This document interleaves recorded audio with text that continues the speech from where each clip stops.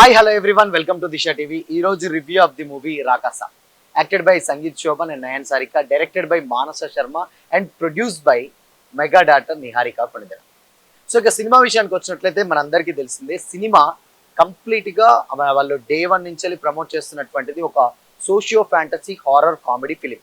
So definite గా first half విషయానికి వచ్చినట్లయితే, ఊర్లో ఒక పెద్ద 1000 సంవత్సరాల క్రితం ఉన్నటువంటి ఒక పెద్ద కోట, ఆ కోటలో ఒక దెయ్యం, ఆ దయ్యం అంటే ఆ కోటలోపు లోపల పోయిన వాళ్ళందరూ కూడా బయటికి వచ్చినటువంటి చరిత్ర లేదు.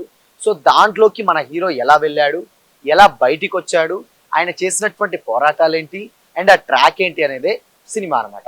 సో ఇక ఫస్ట్ హాఫ్ విషయానికి వచ్చినట్లయితే, ఫస్ట్ హాఫ్ కంప్లీట్ గా అంటే స్టోరీని పరిచయం చేయడానికి, అంటే దాంట్లో అంటే ఆ దయ్యం కావచ్చు అండ్ దాని తర్వాత ఒక ఊర్లో ఒక పెద్ద కోట ఉంటుంది.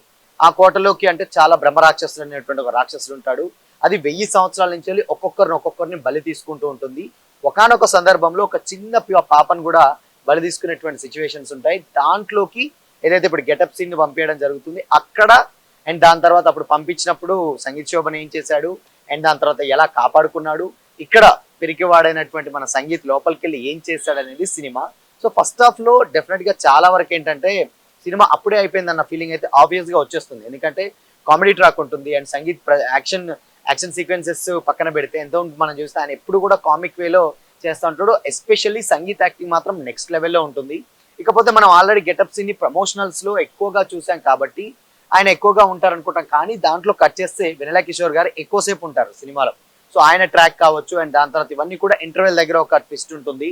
అవన్నీ కూడా సినిమాకి ఒక మంచి ప్లస్ అయితే ఆబ్వియస్ గా ఉంటాయి. అండ్ ఇక సెకండ్ హాఫ్ విషయానికి వచ్చినట్లయితే, సెకండ్ హాఫ్ లో లోపలికి వెళ్ళిన తర్వాత ఆ ఉన్నటువంటి ఆ పెద్ద కోటని ఎలా సాధించాడు అండ్ బయటికి ఎలా వచ్చారు అండ్ దాని తర్వాత లాస్ట్ లో అంటే చాలా వరకు ఏంటంటే ఇప్పుడు ఉన్నటువంటి ఆబ్వియస్ గా ఏంటంటే ఇప్పుడు ఉన్నటువంటి సినిమాలలో ఇలాంటి ఒక సోషియో ఫ్యాంటసీ అంటే లాస్ట్ కు దయ్యం లేదు అది ఇది అని చెప్తే కొంచెం ఎక్కడైనా డిసప్పాయింట్ అవుతారన్నప్పుడు కొంచెం ఒక దానికి ఒక సెపరేట్ ట్రాక్ పెట్టారు. అది కూడా న్యాచురల్ గా కాకుండా కొంచెం ఇలాజికల్ గా అరే ఇదా అని అనుకున్నట్లయితే ఆబ్వియస్ గా అనిపిస్తుంది. బట్ ఎప్పుడైనా కానీ రాకాస సినిమా విషయానికి వచ్చినట్లయితే మేజర్గా ఏంటంటే లాజిక్స్ అండ్ దాని తర్వాత ఎథిక్స్ ఇలాంటి కొన్ని వర్డ్స్ ఉంటాయి. బట్ అవన్నీ కూడా మైండ్ లో పెట్టుకొని చూస్తే రాకాస ఆబ్వియస్ గా ఎక్కకపోవచ్చు, కానీ సినిమాని సినిమాగా అండ్ దాని తర్వాత మనకి ఇప్పుడు మనందరికీ తెలుసు అంటే సినిమా లిబర్టీ తీసుకొని 1000 సంవత్సరాల నుంచి వెళ్ళి 2026 వరకు ఈ సినిమా స్టోరీ ట్రావెల్ అవుతూ ఉంటుంది. బట్ ఈ టైంలో దయ్యాలేంటి రాక్షసులేంటి ఈ టైప్ ఆఫ్ కైండ్ ఆఫ్ చాలా మందికి వచ్చేస్తుంది. బట్ కాకపోతే సినిమాని సినిమాగా చూస్తే కొంచెం ఎంజాయ్ చేస్తూ చూస్తే కామెడీ చాలా బాగా వర్కౌట్ అయింది అండ్ దాని తర్వాత స్టోరీ కొంచెం కన్విన్సింగ్ గానే ఉంటుంది. అండ్ దాని తర్వాత ఎస్పెషల్లీ డైరెక్షన్, సో మానస శర్మ గారు చేసినటువంటి డైరెక్షన్ ఆబ్వియస్ గా టూ గుడ్ ఉంటుంది అనమాట. అంటే ఇప్పుడు చేసేటువంటి సినిమాలు అన్ని కూడా ఒక ఎత్తు అయితే ఇప్పుడు వచ్చేటువంటి socio fantasy horror movies, but ఇది కొంచెం డిఫరెంట్ గా ఉంటుంది. అంటే లిమిటెడ్ బడ్జెట్ లో పెట్టినటువంటి ఖర్చుకి ఎక్కువ అవుట్పుట్ ఇచ్చినటువంటి సినిమాలలో ఈ మధ్య కాలంలో ఏదైనా మాట్లాడుకోవాల్సి ఉంటే అది రాకాస.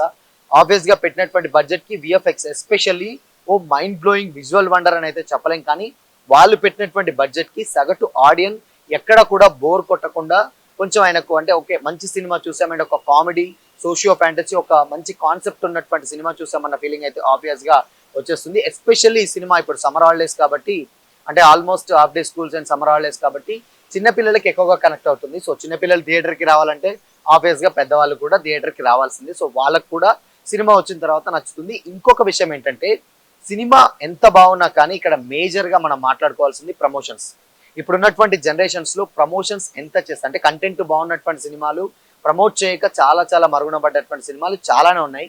బట్ ఈ సినిమా షూటింగ్ చేసింది 55 రోజులు అయితే దీంట్లో 66 రోజులు దాదాపు అంటే 65 రోజులు ప్రమోషన్స్ కే యూజ్ చేశారు నిహారిక కొణిదెల గారు. సో ఇక్కడే అర్థం చేసుకోవచ్చు అంటే కష్టే ఫలి అని చెప్పడానికి ఏదైతే సామెత ఉంటుందో డెఫినెట్ గా ఆమె చేసినటువంటి సినిమా ఒక ఎత్తు అయితే ప్రమోషన్స్ ఒక ఎత్తు. అండ్ ప్రమోషన్స్ కూడా రకరకాలైనటువంటి రిలీజ్ ఈవెంట్లు, ఇంటర్వ్యూస్ అండ్ దాని తర్వాత ఏకంగా గ్లోబల్ స్టార్ రామ్ చరణే ఇక్కడ రంగంలోకి దిగి సినిమాని ప్రమోట్ చేసినట్టు సిచ్యువేషన్స్ కూడా మనం చూసాం. అందుకోసమనే ఎక్కువగా ప్రమోట్ అయింది. సో అందుకోసమనే సినిమా కూడా రిలీజ్ కి ముందే లాభాల బాటల్లోకి అయితే వెళ్ళిపోయింది. ఈవెన్ అమలాపురం నుంచి అమెరికా వరకు కూడా ఎక్కడ వదలకుండా రాకాసాన్ని ప్రమోట్ చేయడం వల్లనే సినిమా మీద ఇంత హైప్ అయితే రావడం జరిగింది. అండ్ సినిమా ఇన్ కేస్ కొంచెం పాజిటివ్ టాక్ ఉంది కాబట్టి చూసే విధంగా ఉంది కాబట్టి సినిమా ఈజీగా పెట్టినటువంటి బడ్జెట్ రికవర్ చేసేటువంటి ఛాన్సెస్ ఎక్కువగా ఉన్నాయని అయితే చాలా క్లియర్ గా అర్థమవుతుంది. సో ఇక సినిమా విషయానికి వచ్చినంత మనం ఒక మాట్లాడుకుంది. సో సోషియో ఫ్యాంటసీ అంటే అటు కామెడీ ఉంటుంది, హారర్ ఉంటుంది, భయం ఉంటుంది అండ్ ఎస్పెషల్లీ సంగీత్ యాక్టింగ్ మాత్రం టూ గుడ్ అని చెప్పొచ్చు. ఇక దాంట్లో వెన్నెల కిషోర్ గారి పర్ఫార్మెన్స్ నెక్స్ట్ లెవెల్లో ఉంటుంది. దాని తర్వాత ఇక్కడ ఇంకొక విషయం అంటే గెటప్ సీన్ గారిది ఉంటుంది, బట్ కొంచెం మొత్తంలో ఉంటుంది కానీ ఓకే గుడ్, ఉన్నంతలో బాగుంటుంది. బ్రహ్మాజీ గారు అండ్ మిగతా యాక్టర్స్ ఎవరైతే ఉన్నారో వాళ్ళు కూడా చాలా బాగా వాళ్ళ ఉన్నటువంటి పరిధిలో వాళ్ళు బాగా చేశారు. మానస శర్మ గారి డైరెక్షన్ మాత్రం నెక్స్ట్ లో అని చెప్పి అంటే ఒక సేఫెస్ట్ ఏదైతే మనం మేల్ డైరెక్టర్స్ లో సేఫ్ డైరెక్టర్ ఎవరు ఉన్నారంటే ప్రొడ్యూసర్స్ కి అనిల్ రావిపూడి గారు అని చాలా బాగా మనం మాట్లాడుకుంటూ ఉంటే ఆయన సినిమాలు మినిమం గ్యారంటీ అని స్టార్టింగ్ నుంచి వచ్చాయి. బట్ ఇప్పుడు ఆ లిస్ట్ లోనే మానస శర్మ గారు జాయిన్ అయితే అవ్వచ్చు, ఎందుకంటే తక్కువ బడ్జెట్ లో ఎక్కువ అవుట్పుట్ ఇవ్వడంలో ఆవిడ డెఫినెట్ గా సక్సెస్ అయ్యారు. సో లేడీ డైరెక్టరా లేకపోతే మేల్ డైరెక్టర్ ఇవన్నీ పక్కన పెడితే ఒక మంచి సినిమాని, ఒక మంచి కాన్సెప్ట్ ఉన్నటువంటి సినిమాని, ఆబ్వియస్ గా ప్రమోషన్స్ యూజ్ అయింది ఈ సినిమాకి. డెఫినెట్ గా కాన్సెప్ట్ ఉన్నటువంటి సినిమా కాబట్టి, కొత్త కాన్సెప్ట్ కాబట్టి ఆడియన్స్ కూడా యాక్సెప్ట్ చేస్తారు. సో ఈ వీక్ డెఫినెట్ గా ఈ సినిమా మంచి టాక్ తెచ్చుకుంటే మాత్రం ముందు ముందు కూడా మంచి కలెక్షన్స్ అయితే సాధించేటువంటి అవకాశాలు చాలా ఎక్కువగా ఉంటాయి. సో ఇది ఇవాళ రివ్యూ. మరో రివ్యూతో మళ్ళీ కలుద్దాం. అంటే నేను keep watching this is signing off.